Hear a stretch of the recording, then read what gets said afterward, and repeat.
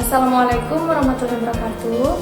Baik, bertemu lagi hari ini dengan mata kuliah pembelajaran anak usia dini berbasis lingkungan dengan saya Firda Hayati, SPD MPD.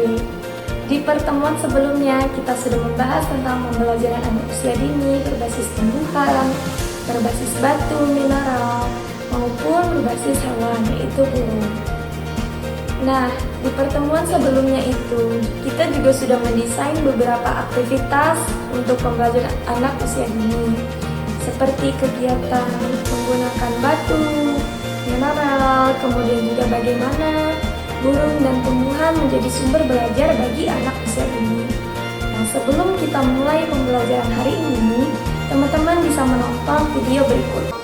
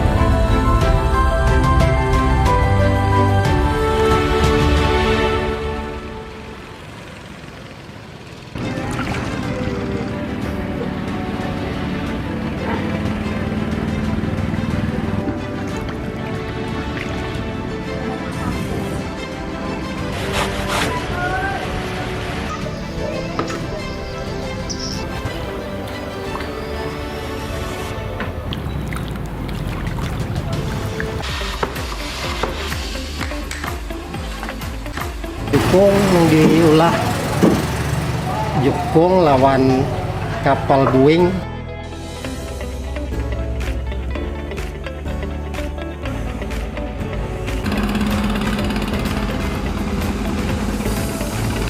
Menurut kalian, dari video tersebut, apakah ada suatu hubungan antara pembelajaran hari ini? Di video sebelumnya, membahas tentang kota Banjarmasin merupakan kota seribu sungai, kemudian juga tentang transportasi sungai, yaitu ada perahu, ada kelotok, ada jukung, kemudian bagaimana aktivitas masyarakat di sungai. Nah, mungkin teman-teman sudah menebak, hari ini adalah pertemuan tentang pembelajaran anak usia dini berbasis lingkungan, yaitu sungai. Jadi, sub CPMK hari ini teman-teman nantinya bisa atau dapat mendesain pembelajaran anak usia dini berbasis sungai. Maka hari ini kita akan membahas tentang anak usia dini dulu, bagaimana karakteristik masyarakat di pinggiran sungai, termasuk dengan aktivitas anak, aktivitas orang dewasa, dan aktivitas sehari-hari. Nah, kemudian kita akan membahas tentang perencanaan pembelajaran anak usia dini berbasis sungai. Setelah itu, kita juga akan membahas apa saja kegiatan bermain yang cocok untuk anak usia dini di pinggiran sungai sesuai dengan karakteristik masyarakat di Banjarmasin atau Kalimantan Selatan. Harapannya teman-teman setelah melalui satu pertemuan ini, teman-teman bisa mendesain kegiatan atau aktivitas bermain untuk anak-anak dalam pembelajaran anak usia dini. Tapi sebelumnya, teman-teman juga akan memahami bagaimana sejarah dan asal-usul sungai itu sendiri, bagaimana sungai itu terlibat dalam aktivitas masyarakat. Dikarenakan kita membahas tentang pembelajaran anak usia dini tentang lingkungan di itu sungai, maka sepatutnya kita juga akan mengetahui tentang bagaimana budaya masyarakat setempat. Semisal saja ada kota seribu sungai, kita kenal dengan Banjarmasin. Kemudian juga di Kalimantan juga ada seperti kota Sambas, kota Pontianak, dan lain sebagainya. Mungkin teman-teman bisa menyebutkan kota apa saja yang mungkin dilalui sungai. Ya. Nah, jadi dari budaya masyarakat budaya itu mempengaruhi lingkungan atau kegiatan masyarakat. Maka kita akan mengetahui dulu sebelumnya pengertian tentang budaya. Budaya dipandang sebagai suatu cara hidup yang dimiliki suatu kelompok masyarakat tertentu yang akan diwariskan dari generasi ke generasi menurut Rahmawati di tahun 2015. Teman-teman, maka dari pengertian berikut, budaya itu didefinisikan sebagai cara hidup yang dimiliki oleh masyarakat. Nah, kita akan libatkan ke kota Banjarmasin. Nah, kota Banjarmasin itu merupakan kota seribu sungai. Maka bagaimana mereka hidup atau cara hidup mereka dalam masyarakat di sekitaran sungai. Nah, oke. Kemudian lanjut kita akan juga membahas tentang culture atau budaya lokal. Menurut MUSI di tahun 2018 merupakan budaya pada suatu masyarakat tertentu yang memiliki ciri khas. Nah, coba kita cek Banjarmasin, kota seribu sungai. Ciri khasnya apa sih? Oke, kita akan lihat. Berarti adalah ciri khas atau kata kuncinya yaitu sungai. Kemudian juga kita banyak mendapati kegiatan mencuci, kegiatan jual beli seperti pasar terapung, maupun juga tentang hobi masyarakat itu, yaitu adalah berenang. Jadi kebanyakan yang tinggal di pinggiran sungai itu mampu atau bisa berenang. Apakah hal itu juga mempengaruhi pada anak usia dini? Nanti kita akan lihat. Kemudian juga kearifan lokal merupakan bagian dari budaya suatu masyarakat yang tidak dapat dipisahkan dari bahasa masyarakat itu sendiri. Kearifan lokal biasanya diwariskan secara turun-temurun dari satu generasi ke generasi. Kita mengenal yang namanya rumah lanting. Rumah lanting atau bisa disebut dengan rumah terapung. Di bawahnya apakah itu adalah ada beton? Tidak, tentunya. Bisa menggunakan jirigen. Kemudian juga bisa dulunya menggunakan bambu, yang mana kalau rumah lanting itu jika sungai itu arusnya deras, maka rumah lanting itu juga ikut hanyut. Kemudian kita juga mengenal dengan rumah bubungan tinggi. Kira-kira mengapa sih rumah di masyarakat Banjar itu tidak seperti rumah yang lain? Semisal joglo, kemudian juga di masyarakat yang di tempat daerah lain, mengapa sih rumah bubungan tinggi itu harus tinggi begitu? Apakah budaya setempat mempengaruhi? Jelas. Kenapa? Karena rumah bubungan tinggi itu fungsinya sebagai kayak sungai. Nah, teman-teman juga bisa mencari atau melihat mengapa rumah bubungan tinggi itu di bawahnya sangat tinggi sekali, dikarenakan di bawahnya biasanya adalah tempat parkir daripada transportasi cukung. Lalu kita akan mulai ke studi kasus. Mungkin teman-teman masih ingat banjir di Kalimantan Selatan di tahun 2021. pada saat itu, di tahun 2021, Pusat Data Informasi dan Komunikasi Kebencanaan Badan Nasional Penanggulangan Bencana melaporkan sebanyak 10 kabupaten atau kota terdampak banjir di Provinsi Kalimantan Selatan. Mungkin di daerah teman-teman juga terdampak banjir yang parah ya. Oke, dan itu banjir yang sepanjang sejarah itu belum pernah sejarah di Kalimantan Selatan. Nah, kita lihat dari grafik tersebut, yang paling banyak kira-kira apa nih teman-teman? Di kabupaten mana nih? Oke, yang paling banyak adalah di Kabupaten Tapin, yaitu 20,16%. Oke, nah apakah berdampak ke masyarakat dan anak-anak? Jelas. Mengapa? Anak-anak adalah anggota masyarakat terkecil yang masih labil. Setiap mengalami musibah atau bencana, psikis anak-anak akan mengalami penurunan. Mereka mungkin trauma, kemudian kaget, belum lagi melihat korban-korban banjir yang berjatuhan, rumah yang hanyut, ya kan? Kemudian mereka tidak bisa beraktivitas seperti biasa. Nah, makanya anak-anak sangat rentan menjadi korban bencana. Karena mengapa? Kemampuan dan pengetahuannya terkait mitigasi bencana itu masih rendah. Mereka mungkin saja belum tahu apa itu terapung. Kemudian juga apa? Tenggelam dan melayang. Mereka cuma tahu terapung, tenggelam, dan melayang. Berdasarkan penelitian, anak-anak hanya diajari tentang terapung, tenggelam, dan melayang. Tetapi belum pernah diajari bagaimana sih praktek tentang terapung itu. Mereka hanya tahu, oh ini adalah benda yang ringan, oh ini adalah benda yang berat. Benda yang ringan akan terapung, benda yang ringan akan tenggelam. Tetapi pada faktanya di lapangan, guru-guru PAUD belum pernah mengajari mereka bagaimana sih cara tentang menyelamatkan diri dengan memanfaatkan terapung, tenggelam, dan melayang. Maka dari itu kita akan bahas hari ini. Karena kan Banjarmasin itu merupakan kota 1000 sungai, maka dari itu sudah sepatutnya ada pembelajaran tentang sungai itu sendiri dong, ya kan? Nah, oke. Aktivitas masyarakat itu juga berhubungan tentang sungai. Misalnya kita bisa mengadakan lomba berenang kepada anak-anak. Nah, itu merupakan suatu kearifan lokal juga sesuai dengan karakteristik kota Banjarmasin. Kita akan masuk ke perencanaan pembelajaran berbasis sungai. Pertama, kita akan membahas tentang metode demonstrasi. Yang kedua, kita juga akan membahas metode bercerita. Yang tiga juga bisa menggunakan metode bernyanyi. Lalu metode karya wisata atau susur sungai. Kelima, metode tanya jawab, metode eksperimen, dan 7, edutainment atau video. Baik, metode demonstrasi. Bagaimana kita cara mengenalkan sungai kepada anak menggunakan metode demonstrasi? Semisal contohnya kita mau mengenalkan sungai nih menggunakan metode demonstrasi. Apakah harus melulu tentang sungai? Misalnya kita juga akan membahas tentang bagaimana itu sungai, warnanya apa, kegiatan apa aja sih yang ada di sungai. Ada yang jual beli? Ada. Kemudian apa sih? Berenang. Kita bisa menggunakan metode demonstrasi. Cara berenang itu seperti apa dengan gerakan. Kemudian metode bercerita. Oke, metode bercerita. Kita bercerita, oh sungai ini terbentuk kenapa, ya kan? Kemudian sungai di Banjarmasin warna apa sih, agar anak-anak mengenal duluan. Lalu tentang bercerita tentang bagaimana transportasi sungai itu apa saja. Ada cukung, ada perahu, kemudian ada apa? Ada kelotok.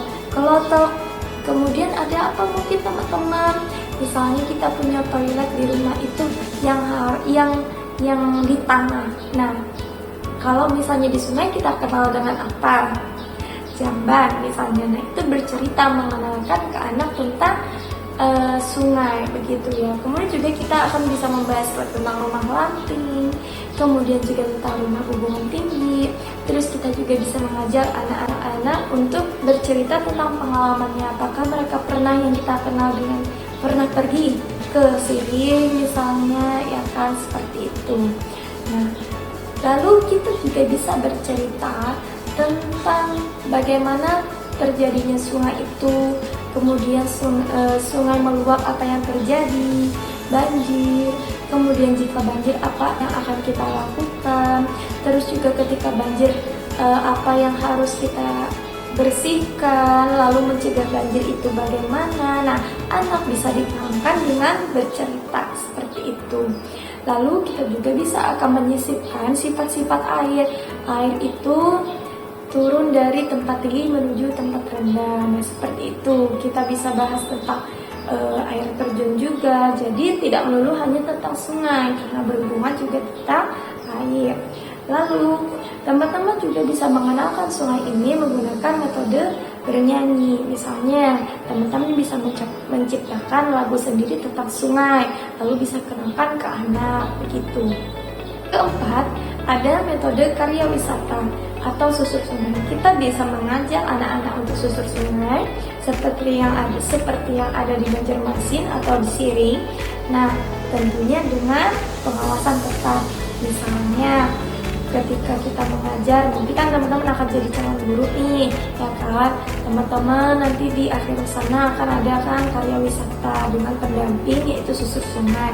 Artinya setiap anak harus mempunyai pendamping menggunakan kelompok naiknya ya, itu.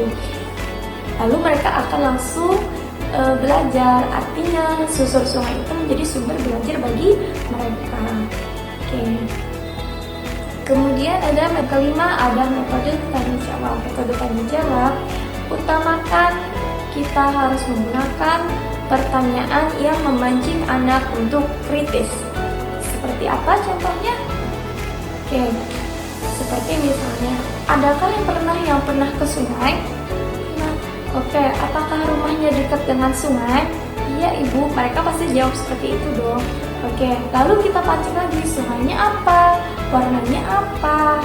Terus biasanya kamu ngapain di sungai? Nah, itu kita bisa memancing mereka untuk bercerita pengalaman mereka sebelum kita masuk ke pembahasan sungai. Artinya anak akan mempunyai modal pengetahuan sendiri, memahamkan dan memasukkan pengetahuan mentransferkan pengetahuan ke mereka. Baik. Yang keenam, ada metode eksperimen. Eksperimen, teman-teman. Metode eksperimen yaitu metode yang anak bisa mencoba langsung sendiri untuk melakukan kegiatan tersebut. Apakah yang dimaksud di sini adalah anak langsung mencoba turun ke sungai? Tidak ya, teman-teman. Kita bisa menggunakan simulasi, baik atau misalnya kita menggunakan alat peraga. Yang akannya bagaimana terbentuk sungai, atau misalnya kita kaitkan ke air mengalir dari tempat tinggi ke tempat rendah, kemudian terbentuknya sungai. Teman-teman, kita menggunakan alat peraga yang teman-teman bisa lihat di foto ini. Baik, itu merupakan bagaimana Anda bereksperimen sendiri bagaimana terjadinya hujan. Lalu jika meluap, maka akan terjadinya banjir, sungai meluap, seperti itu ya. Tapi jika misalnya lingkungannya bersih dan tidak kotor, ya kan, dan selalu menjaga lingkungan, maka tidak akan terjadinya banjir ataupun sungai meluap. Kemudian yang terakhir adalah edutainment atau video. Jadi teman-teman bisa menampilkan video, teman-teman bisa menggunakan video, bisa menggunakan dari YouTube ataupun teman-teman buat sendiri tentang bahaya sungai, kemudian juga sifat-sifat sungai seperti itu. Tentunya di dalam suatu aktivitas pembelajaran anak usia dini tidak melulu kita menggunakan satu metode ya teman-teman. Di dalam satu aktivitas pembelajaran anak usia dini tidak menggunakan satu metode ya teman-teman, karena kita mempertimbangkan ada beberapa karakteristik anak yang gaya belajarnya mungkin berbeda. Ada apa? Ada visual, audio visual, kinestetik. Sebagai contoh, dalam satu hari misalnya teman-teman mau mengenalkan pembelajaran sungai. Pertama, teman-teman bisa menggunakan metode bercerita tentang sejarah sungai, kemudian lari ke banjir, kemudian juga bagaimana terjadinya banjir, dan bagaimana menjaga lingkungan sungai, seperti membuang sampah jangan di sungai, gitu ya. Lalu kemudian teman-teman juga bisa menggunakan metode demonstrasi. Nah, untuk anak kinestetik ini sangat berguna ya. Misalnya teman-teman mengajar menggunakan gerakan berenang, gitu. Kemudian menggunakan metode bernyanyi, tanya jawab, pembelajaran digital, teman-teman juga dapat menggunakan video. Lalu di akhir mungkin teman-teman bisa menggunakan metode eksperimen yang mana anak itu mencoba. Oke, nanti di akhir sana teman-teman bisa mengajak anak tersebut untuk nanti di akhir tema atau topik teman-teman bisa menggunakan metode karya wisata. Karena sebelumnya, di satu minggu sebelumnya, teman-teman sudah memberikan pengetahuan di dalam kelas. Kegiatan bermain yang bisa digunakan dalam pembelajaran anak usia dini berbasis lingkungan dalam mengenalkan sungai, teman-teman. Pertama, puzzle. Baik, sebagai contoh, puzzle-nya dalam bentuk sungai, atau misalnya puzzle-nya tentang perahu, ya kan, tentang kelotok gitu. Buat aja. Kemudian yang kedua, tentunya mewarna. Ini kegiatan yang sangat simpel ya teman-teman. Nah, mungkin anak-anaknya ada yang mewarna, warna sungainya ada yang biru atau ada yang coklat, ya kan, ada yang hijau begitu ya. Lalu kemudian nomor 3, yang membuat jukung misalnya dari kertas, kemudian nanti diwarna, atau misalnya membuat dari kardus begitu ya teman-teman ya. Kemudian yang keempat adalah matching. Misalnya matching kegiatan di sungai itu apa saja sih? Bolehkah mandi di sungai? Kemudian bolehkah kita buang air di sungai? Tidak patut misalnya. Yang boleh apa saja misalnya untuk kegiatan sungai? Atau misalnya teman-teman bisa mendesain kegiatan matching itu kegiatan yang tidak boleh di sungai. Empat adalah kegiatan matching. Misalnya teman-teman menggunakan kegiatan yang tidak boleh dilakukan di sungai. Oke, misalkan kartu beserta gambar ya teman-teman untuk memudahkan anak. Satu, misalnya tidak boleh mencuci baju. Yang kedua, tidak boleh mandi. Lalu yang ketiga, tidak boleh tidak boleh buang sampah. Terus yang keempat misalnya mandi. Kemudian yang kelima misalnya berenang. Perintahnya misalnya untuk tidak boleh adalah X gitu kan ya. Yang boleh misalnya ini checklist. Jadi nanti dia matching. Teman-teman 5 kartu itu bisa disembunyikan di mana saja agar anak-anak itu memiliki aktivitas fisik. Jadi bukan hanya pakai menggunakan kertas saja ya, terus tarik garis gitu kan ya. Nah, jadi bisa menggunakan aktivitas fisik. Anak mencari kartu tersebut, kemudian kalau sudah menemukan pikir di kotak mana yang harus aku masukkan. Misalnya ini kotak yes, di kotak no gitu teman-teman. Yang kelima adalah kolase. Nah, kolase ini bisa menggunakan apa saja, misalnya biji-bijian, kemudian juga bisa menggunakan cangkang telur ya teman-teman, bentuknya apa? Misalnya bentuknya sungai. Misalnya dari biji-bijian teman-teman akan mendesain konsep tersebut. Oke. Ini merupakan referensi bacaan yang akan teman-teman bisa baca. Setelah teman-teman menyimak paparan materi tadi, untuk memastikan pemahaman kalian, saya sudah menyediakan tugas di e-learning. Silahkan teman-teman buka di e-learning tersebut. Pada tugas e-learning, teman-teman akan mendesain 3 aktivitas kegiatan pembelajaran anak usia dini, tentunya dengan topik sungai, dengan ketentuan tidak boleh mewarna dan tidak boleh menggambar. Sampai jumpa di pertemuan selanjutnya. Terima kasih banyak. Salah, mohon maaf. Wassalamualaikum